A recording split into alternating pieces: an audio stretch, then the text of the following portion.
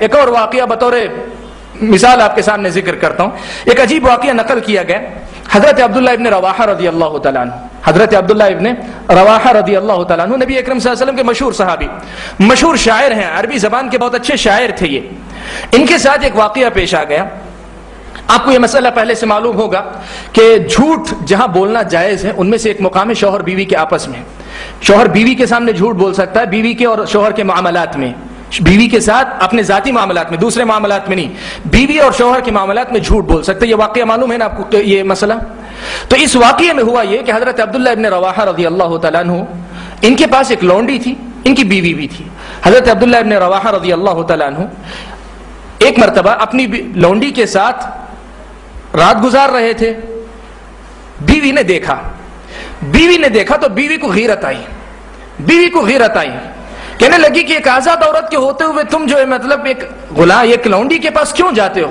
جائز تھا، ناجائز کام کچھ نہیں، لیکن ان کو غیرت تھی کہ میں ایک شریف عورت، میں آزاد عورت، مجھے ہوتے ہوئے یہ جو ہے کسی اس کے پاس کیوں جا رہا ہے؟ ویسے بھی سوکن کے تعلق سے عورتوں کے اندر حساسیت ہوتی ہے، لیکن خاص طور پہ اگر دوسرے مقابلے میں لونڈی ہو تو حضرت عبداللہ ابن رواحہ کی بیوی نے شکایت کی. اب حضرت عبداللہ ابن رواحہ کو کیا کرنا تھا؟ بیوی کو راضی کرنا تھا. تو حضرت عبداللہ ابن رواحہ نے اللہ کے نبی صلی اللہ علیہ وسلم کی اس حدیث کا فائدہ اٹھایا کہ بیوی کو آپس میں راضی رکھنے کے لیے جھوٹ بولا جا سکتا ہے. تو وہاں حضرت عبداللہ ابن رواحہ نے کیا کیا؟ کہا کہ دیکھو میں نے جو مطلب اس کے ساتھ خلوت نہیں کی، میں اس سے ملا نہیں ہوں. بیوی نے کہا کہ اگر ملے نہیں ہو تو قرآن پڑھ کر سناؤ، اس لیے کہ اگر ناپاک ہو گئے مل کر ناپاک ہو گئے ہو تو قرآن نہیں پڑھ سکتے تم. اب تم جو ہے مطلب قرآن پڑھ کر سناؤ، اگر تم قرآن پڑھو تو میں مان لوں گی کہ تم اس سے ملے نہیں ہو، صرف ساتھ میں تھے. تو حضرت عبداللہ ابن رواحہ شاعر تھے، انہوں نے کیا کی؟ قرآن کے انداز میں شعر اپنے جو ہے کچھ بنا کر پڑھے. قرآن کے انداز میں کچھ شعر بنا کر پڑھے. شعر میں جھوٹ نہیں تھا، شعر سچ ہے، لیکن وہاں جو ہے مطلب بیوی کو راضی کرنے کے لیے. اس پورے واقعے کے اندر واقعہ اہم نہیں، لیکن حضرت عبداللہ ابن رواحہ نے جو شعر کہے وہ شعر ہیں. اس شعر کے اندر جو ہے مطلب وہ کہتے ہیں، حضرت عبداللہ ابن رواحہ رضی اللہ تعالیٰ عنہ کہتے ہیں کہ شہدت بأن اللہ واحد وأن النار مثوى الكافرین، میں نے اس بات کی گواہی دی کہ اللہ تبارک و تعالیٰ اکیلا ہے، اور وأن النار مثوى الكافرین، اور جہنم کافروں کا ٹھکانہ ہے. وأن العرش فوق الماء طاف، اور عرش پانی پر موجود ہے. وفوق العرش رب العالمین، عرش کے اوپر رب العالمین ہے. اس پورے واقعے کو انہوں نے اس انداز سے ان اشعار کو پڑھا کہ ان کی بیوی نے یہ کہا کہ وہ سمجھا کہ جو قرآن پڑھ رہے ہیں، اس لیے کہ بیوی کو قرآن پورا یاد نہیں تھا تو وہ یہ سمجھی کہ یہ قرآن پڑھ رہے ہیں. تو اس کے بعد بیوی نے کہا کہ صدقت اللہ وکذبت عینی، میں نے اللہ تعالیٰ کو سچا مانا اور اپنی آنکھوں کو میں جھوٹا سمجھتی ہوں. میں نے جو دیکھا وہ غلط ہے، لیکن تم جو کہے وہ سچ ہے. واقعہ تو واقعہ ہوا، لیکن یہاں حضرت عبداللہ ابن رواحہ رضی اللہ تعالیٰ عنہ نے کیا کہا کہ عرش پانی پر ہے، اور وفوق العرش رب العالمین، عرش کے اوپر رب العالمین ہے، عرش کے اوپر رب العالمین. یہ حضرت عبداللہ ابن رواحہ کا عقیدہ ہے. یہ صرف صحابہ کا نہیں، صحابہ کے بعد کے علماء کا بھی یہی عقیدہ. مسروق امام مسروق تابعی ہیں، حضرت عبداللہ مسعود سے روایت کیا کرتے تھے. مسروق کے بارے میں یہ بات کہا جاتا ہے، کہیں آتی ہے، نقل کیا گیا کہ وہ جب بھی حضرت عائشہ صدیقہ رضی اللہ تعالیٰ عنہ کی کوئی روایت نقل کرتے تو وہ یہ کہا کرتے کہ حدثت عائشۃ الصدیقۃ بنت الصدیق حبیبۃ حبیب اللہ المبرأۃ من فوق سبع سماوات. مسروق کہا کرتے تھے یہ جملہ ہمیشہ کہ مجھ سے یہ حدیث بیان کی حضرت عائشہ نے، جو صدیق سچے کی بیٹی سچی ہیں، صدیقہ بنت صدیق ہیں، حبیبۃ حبیب اللہ، اللہ کے محبوب کی سب سے چہیتی بیوی ہیں. اور اس کے بعد ایک اور کہتے تھے المبرأۃ من فوق سبع سماوات، ایسی عورت کہ جس کی برات ساتوں آسمان کے اوپر سے آئی تھی، جس کی برات ساتوں آسمان کے اوپر سے آئی تھی. تو معلوم کیا ہوا؟ حضرت مسروق کا بھی یہ عقیدہ تھا کہ اللہ تبارک و تعالیٰ کہاں تھے؟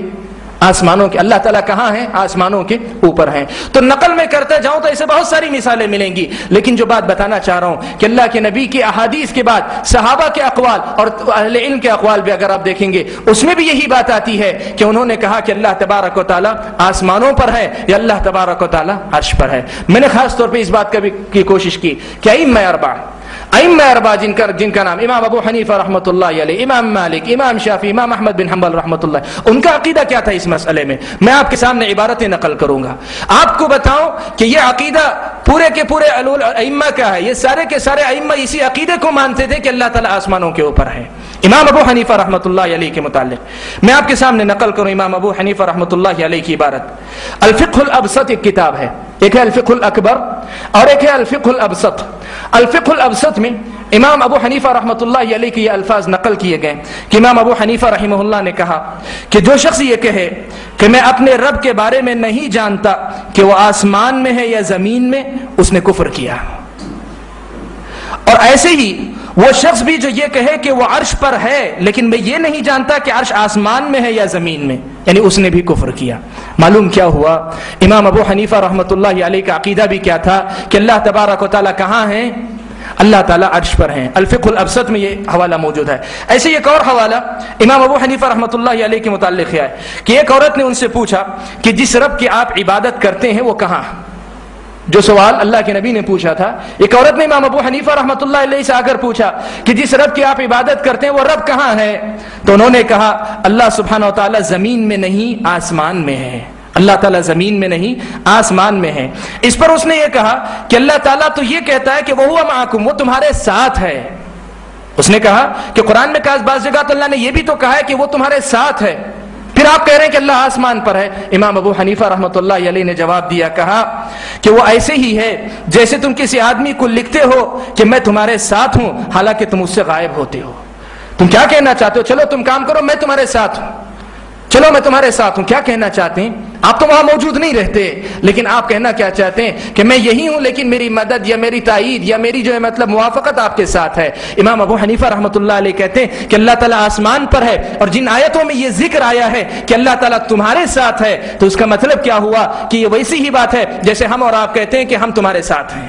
یہ امام ابو حنیفہ رحمۃ اللہ علیہ کا عقیدہ۔ امام شافعی رحمۃ اللہ علیہ، امام شافعی رحمۃ اللہ علیہ کا عقیدہ کیا تھا؟ اس سلسلے میں امام شافعی رحمۃ اللہ علیہ نہیں، ان سے پہلے امام مالک رحمۃ اللہ علیہ، امام مالک رحمۃ اللہ علیہ امام ابو حنیفہ رحمہ اللہ کے بعد ایک مرتبہ ایک آدمی نے آ کر امام مالک رحمۃ اللہ علیہ سے پوچھا کہ قرآن میں اللہ تعالیٰ کہتے ہیں الرحمن علی العرش استویٰ، رحمان عرش پر مستوی ہے، کیف استویٰ، وہ کیسے مستوی ہے میں سمجھنا چاہتا ہوں، اس کی کیفیت معلوم کرنا چاہتا ہوں۔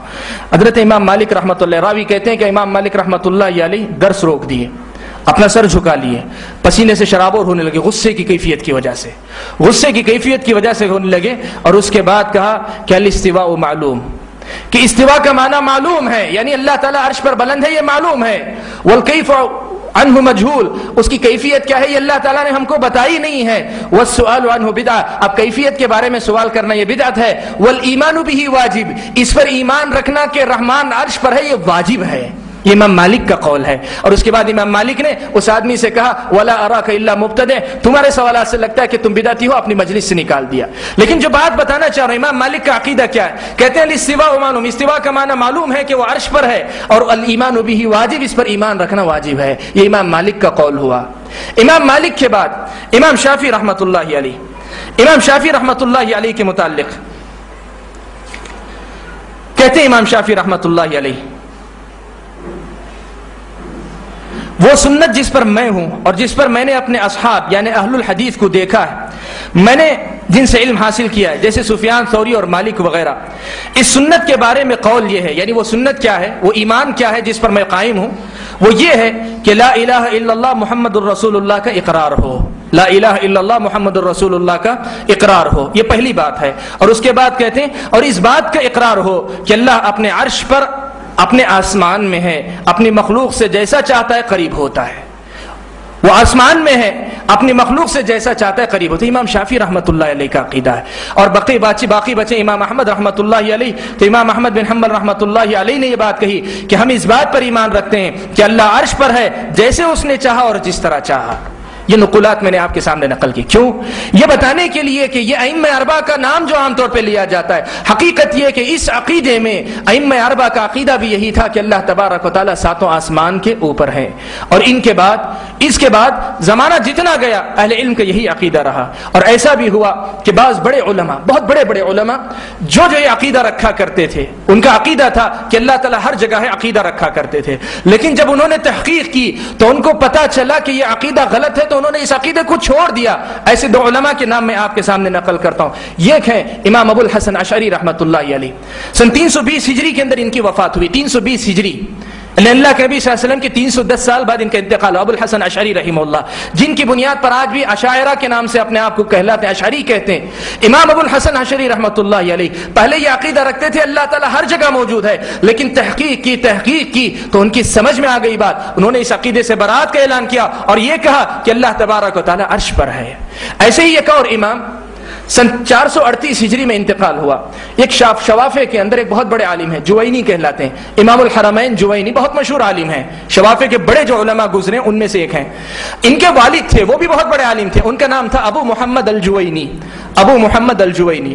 یہ کیا کرتے تھے؟ یہ بھی عقیدہ رکھتے اللہ تعالیٰ ہر جگہ موجود ہے، ان کا عقیدہ تھا، لیکن پھر انہوں نے تحقیق کی تو پتہ چلا کہ یہ عقیدہ غلط ہے، صحیح عقیدہ یہ ہے کہ اللہ تبارک و تعالیٰ عرش پر ہے۔ تو انہوں نے رجوع کیا اپنے عقیدے سے اور باقاعدہ کتاب لکھی، رسالۃ الاستواء والفوقیہ، کہ رسالہ اس مسئلے کو ثابت کرنے کے لیے کہ اللہ تعالیٰ عرش پر مستوی ہے اور اللہ تبارک و تعالیٰ اوپر ہے، انہوں نے یہ بات لکھی۔ تو یہ میں نے نقولات آپ کے سامنے نقل کی، یہ بتانے کے لیے کہ یہ جو چیزیں ہیں، یہ جو عقیدہ ہے، یہ علماء امت کا عقیدہ رہا ہے، یہ کسی ایک دو آدمی کا عقیدہ نہیں، پورے علماء امت کا عقیدہ رہا ہے۔ محققین علماء جتنے گزرے ان میں سب کا جو علماء، سوائے ان علماء کے جن علماء نے علم کلام اور منطق اور فلسفے کو غلطی کی، ورنہ صحیح عقیدہ جو ہے یہی عقیدہ تھا۔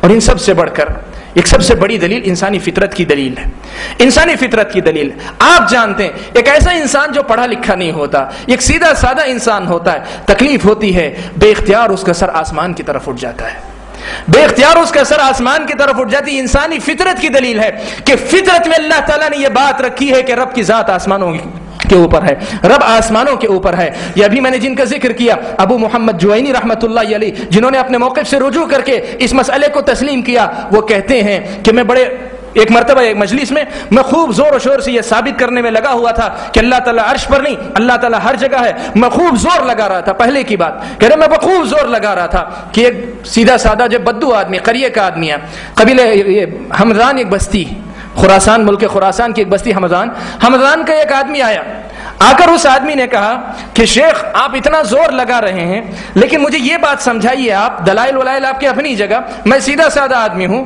میں اس کو یہ مجھے سمجھائیے کہ جب کبھی کسی بھی آدمی کو، وہ کسی بھی مذہب کا ماننے والا ہو، کسی بھی مذہب کا ماننے والا ہو، جب اس کو جو تکلیف ہوتی ہے تو بے اختیار اس کا سر آسمان کی طرف کیوں اٹھ جاتا ہے، بے اختیار اس کے ہاتھ آسمان کی طرف کیوں چلے جاتے ہیں؟ یہ فطرت میں یہ جو جذبہ ہے یہ کیوں پیدا ہوتا ہے؟ ابو محمد جوینی کہتے ہیں کہ جب اس آدمی نے مجھ سے یہ سوال کیا میں حیران ہو گیا۔